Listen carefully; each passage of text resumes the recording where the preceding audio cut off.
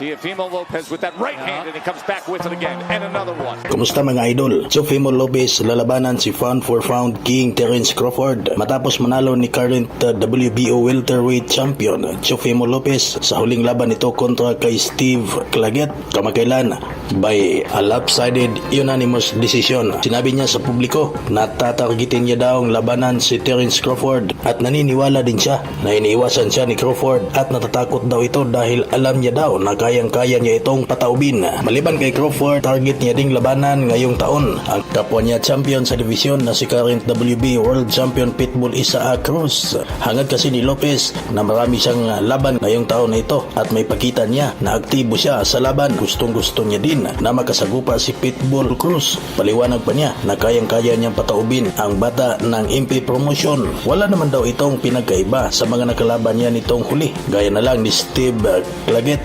Pareho lang di umano ang fighting style ng dalawa at mas maliit na fighter lang daw ito kumpara kay Claggett. Kaya wala siyang nakikitang problema. Sa nakikita natin mga lodi, parehong agresibo si Pitbull at Claggett. Subalit malaki ang kanilang pagkakaiba pagdating sa punching power. Wala namang lakas ang kamao ni Claggett.